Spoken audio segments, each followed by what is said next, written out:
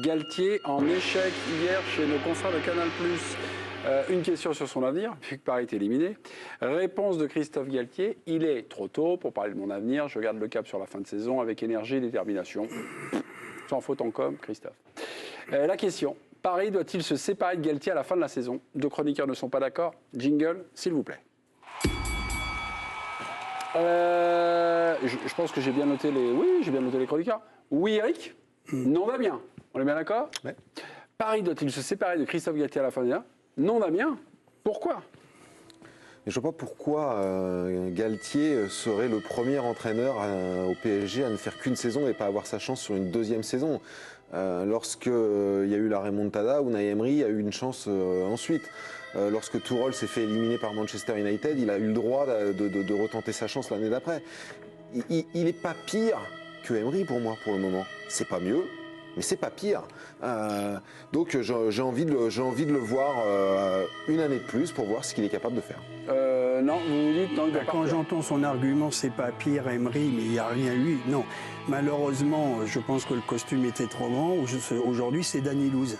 J'avais dit Danny Boone, c'est Danny Louz. Pourquoi? Aujourd'hui, il n'a pas d'expérience de Ligue des Champions. C'est un mec qui connaît son métier, qui a des qualités. Mais avec Lille, il avait 1 point sur 6. Il avait fait que 6 matchs.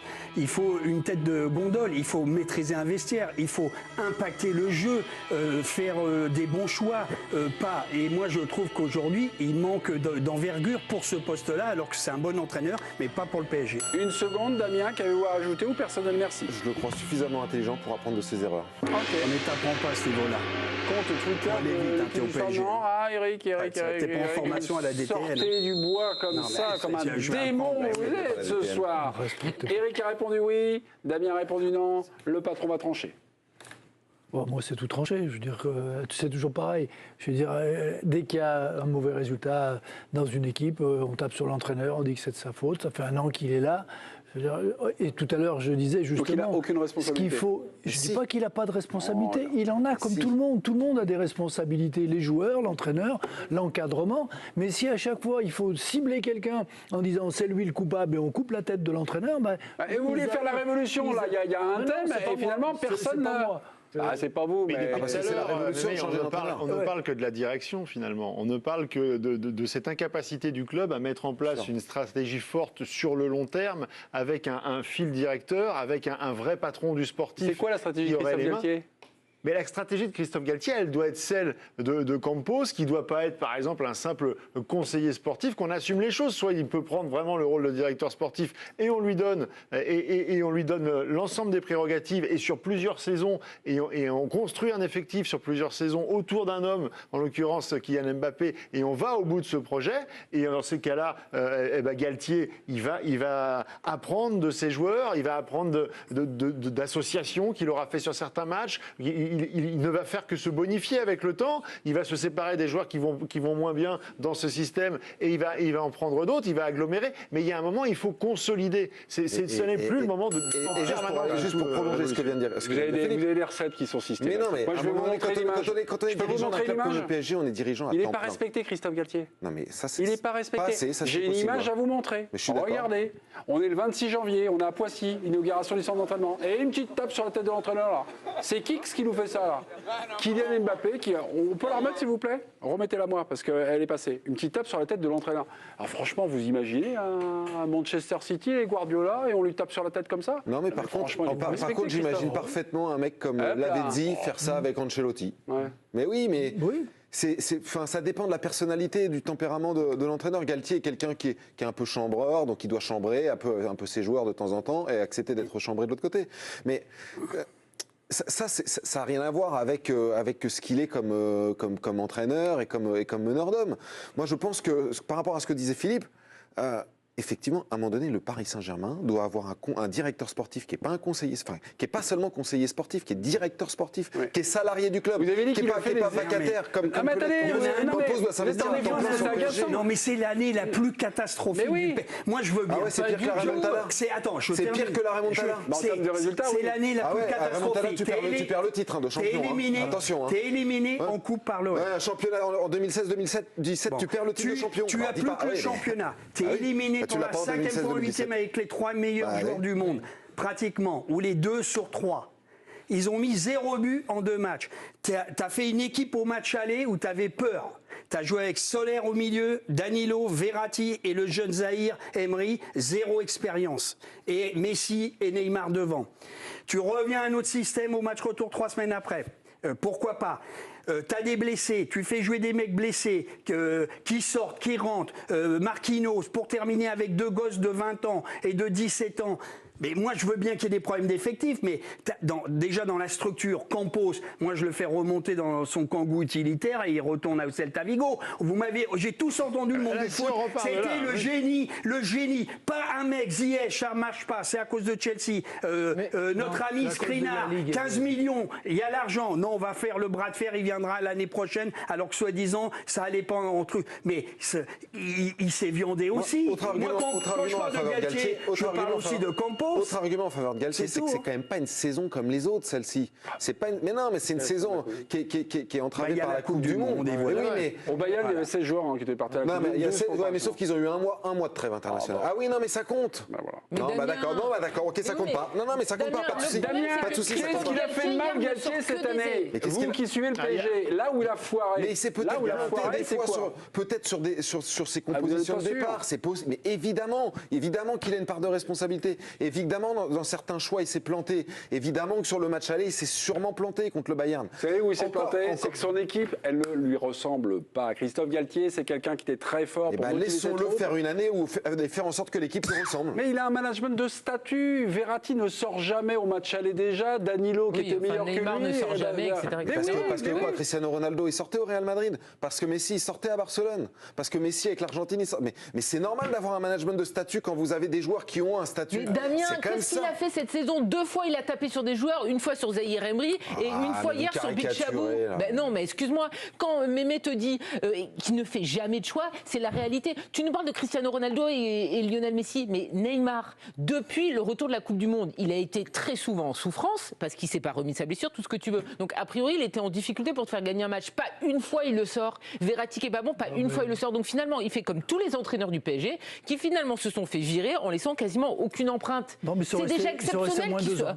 C'est ça. C'est déjà exceptionnel qu'ils soient entraîneurs du PSG. Donc, fais ce que tu penses devoir faire. Ne subis pas. On va faire des CDI pour les entraîneurs. Pour une semaine, et puis si ça marche pas, s'ils n'ont pas gagné le match, mais Raymond, en fait, quelle est la différence entre cette saison et la saison de Pochettino de l'an dernier? Rien. On est en train de dire, laisser un petit peu de temps à tout le monde. Je rappelle que Ferguson, il a failli se faire virer à Manchester sur un match. Il a fallu qu'il gagne ce match. Oui, mais ça n'a rien à voir. Ferguson faisait des choix. Quels sont les choix de Galtier? Il est en incapacité d'en faire. Les seuls choix qu'il faisait, c'était de perdre des matchs. Et il a réussi. On lui a laissé un peu de temps pour construire. Et c'est ce que je disais tout à l'heure. À Paris, on n'a jamais le temps. On laisse le temps à personne. Et à chaque fois, c'est le même problème. Mais Raymond, c'est pas qu'une question de temps. Moi, j'ai toujours eu des bons rapports avec les entraîneurs, pratiquement. Je défends la corporation, il faut les défendre. Mais quand ils prennent, et ils savent la monnaie qu'ils prennent, je les plains pas. Ils savent très bien que quand ils rentrent, ils ont signé 2 ans, je vais pas pleurer s'ils font pas la dernière année. Parce qu'ils sont quand même les chefs du bateau. C'est eux qui doivent quand même impulser des choses, faire améliorer l'équipe. Créer l'état d'esprit. Donc vous me dites que c'est pas possible. Mais au PSG, tu sais que c'est le directeur sportif qui a le pouvoir. C'est comme ça. Et comment ça va entre Campos et Galtier? Parce qu'on nous les a vendus comme ça. On nous les a vendus comme ça. Des fois, ils sont comme ça, mais en ce moment, ils seraient plutôt comme ça. Mais voire comme ça. Voilà. Mais ils découvrent les deux. C'est-à-dire que n'importe qui arrive au Paris Saint-Germain, qu'il y ait une saison d'adaptation, ça me paraît assez logique. Ah, c'est la saison de transition. Bon, oui, mais il a découvert beaucoup de choses. On n'a pas évoqué. Il se plante en 8e de finale. Donc on le dégage tout de suite. Tout le monde a eu le droit à une seconde chance, mais lui, je veux être très honnête, c'est beaucoup plus facile de fracasser. Les entraîneurs français n'ont pas la cote en ce moment. Et donc on les fracasse. Est-ce qu'on a fait un débat ici? Non. Sur Emery doit-il partir après la remontada? Non, pas après la remontada. Bah non. On a eu un débat sur Emery. Pochettino lui est tombé dessus parce qu'il se passait rien. Ce qu'il faut, c'est qu'il gagne en épaisseur. C'est-à-dire qu'en fait, il faut qu'il arrête de s'excuser. Il faut qu'il arrête. Quand il est arrivé, dès sa présentation, il a admis qu'il comprenait lui-même que la question de la légitimité se pose. Même si c'est vrai, même s'il a une lucidité par rapport à ça, il ne doit pas le montrer. Il ne doit pas le montrer parce qu'il est déjà de fait en difficulté. Après, il doit aussi apprendre tout ce qui est inhérent au fait d'être au Paris Saint-Germain, l'histoire du char à voile. Je veux dire, quand il aurait fait ça dans n'importe quel club, personne ne l'aurait relevé. Et là, ça a fait une affaire pas possible. Et il y a laissé de l'énergie aussi sur cette affaire-là. Donc il faut qu'il s'affirme, qu'il affirme ses choix. Quand il avait décidé aussi, encore une fois, dès sa présentation, il dit « J'ai un effectif, j'ai une volonté pour jouer à 3 derrière. Ce sera… » Bon. On peut dire qu'il s'enferme un peu dans quelque chose, mais en même temps, il affirme des choix. C'est un choix. Et parce qu'il y a une série de 3-4 matchs un peu plus poussifs, où peut-être aussi physiquement, il y a eu des difficultés, il fait les 2 nuls contre le Benfica, il y avait eu un nul contre Reims aussi de mémoire. Hop, il reçoit Marseille, il passe à 4. Alors, je veux bien qu'il y ait aussi une question de structure, qu'il pensait peut-être qu'avoir ces 3 centraux, il n'avait pas suffisamment de profondeur de banc pour faire toute la saison à faire tourner 3 centraux. Mais quand même, à partir du moment où il a impulsé ça, et on a vu que cet effectif, il est fait plutôt pour être sur un schéma à 3 derrière.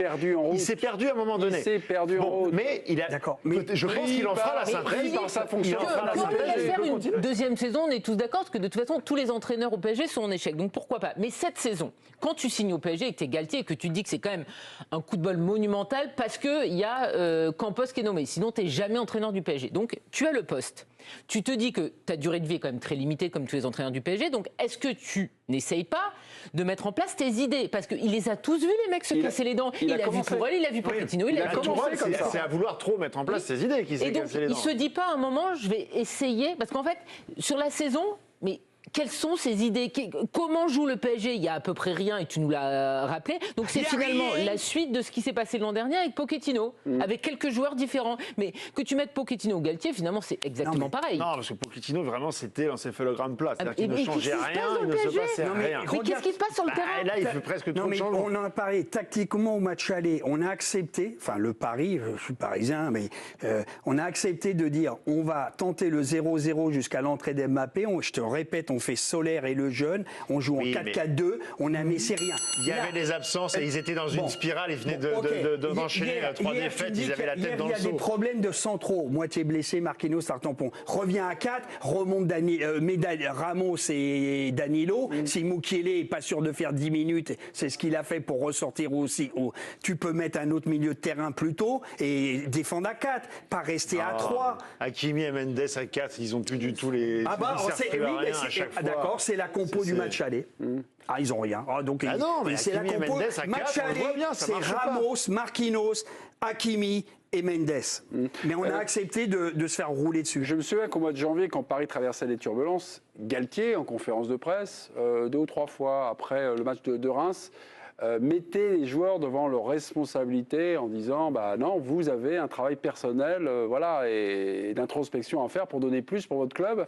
La question a été posée au sujet de Mbappé, Messi, Neymar. Là, il a répondu non, c'est les stats, des choses comme ça. Là aussi, il y a, je trouve, un management de statut. Je prends l'exemple, je suis le sillon et la voie tracée par Karim Galli.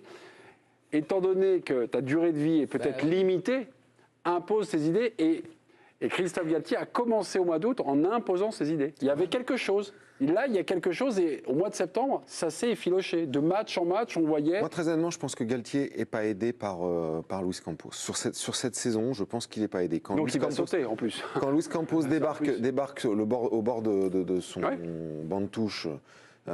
et devient de fait l'homme fort, puisque toutes les caméras se braquent sur lui, que tout le monde n'a Dieu que pour lui.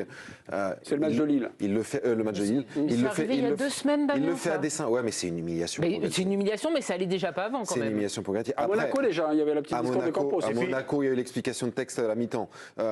Est-ce que Galtier décide tout seul des compositions? C'est une question, j'aimerais savoir. C'est pour ça que le tweet était intéressant. Est-ce qu'il a le choix de faire des choix? Alors, dans ce cas-là, mais c'est vrai qu'il y a un sujet Campos. Il va falloir que Campos sorte un peu du bois. Je pense que non, mais je me rends compte. Je pense que Galtier doit avoir une vraie seconde chance avec de vraies libertés. C'est pour ça que je pense pas qu'il faille lui couper la tête. Parce que si tu lui coupes la tête pour remettre quelqu'un qui va être sur la même emprise, qui va devoir exécuter des consignes. Non mais on est d'accord. Pas l'intérêt, perso, je vois pas l'intérêt. On veut pas lui couper la tête parce que le prochain, il lui arrivera la même chose. Mais toi, tu n'es pas déçu de cette première année. Bien sûr que je suis déçu. Il est même Évidemment pas que je suis déçu. libre de ses compos. Mais si, à son adjoint, au moment où il lui dit tu me fais sortir le 11 et pas le 9, il peut le faire. En fait, de toute façon, il est en danger constamment. Mais bien sûr, mais tu signes au PSG, tu es en danger constamment. Mais prends le lead. Mais tu peux pas forcément le prendre, c'est pas aussi facile que ça. Personne lui tomberait dessus si parfois il avait sorti Neymar qui était pas bon, s'il avait sorti Verratti, etc. Personne lui serait tombé dessus. Affirmer que c'est pas lui qui fait les compositions d'équipe. Non, je parle de la théorie Moi, de je Damien. l'affirme pas, je me pose la question. Parce que j'ai des retours là-dessus, c'est tout, vraiment. Voilà. Tu penses que quelqu'un lui impose. Quelqu'un lui dit il faut enlever celui-là pendant un match, il faut changer celui-là, il faut changer. Même sur les choix de départ. Sur le plan de jeu. Sur le plan de jeu. Mais non, mais attends, sur le plan de jeu, quand Luis Campos décide de prendre tel ou tel joueur, c'est pour jouer de telle ou telle façon. Quand il décide de prendre Ziyech, c'est pour avoir Ziyech sur le côté droit, pour avoir Neymar sur le côté gauche et jouer sur un 4-4-2 à plat, clairement. Voilà. Oui, un 4-4-2, ça lui allait bien dans ses anciens clubs. Ils en ont discuté entre eux. Je veux dire que quand tu discutes et tu es dans un club avec le directeur Pas forcément par rapport à ce que nous dit, par rapport à ce que nous dit pas, mais par rapport... Mais non, t'as pas le directeur sportif qui arrive et tu dis tiens, aujourd'hui j'ai pris machin, à toi de le faire jouer. Le Paris Saint-Germain. Moi, j'ai jamais vu de directeur sportif venir à côté d'un banc.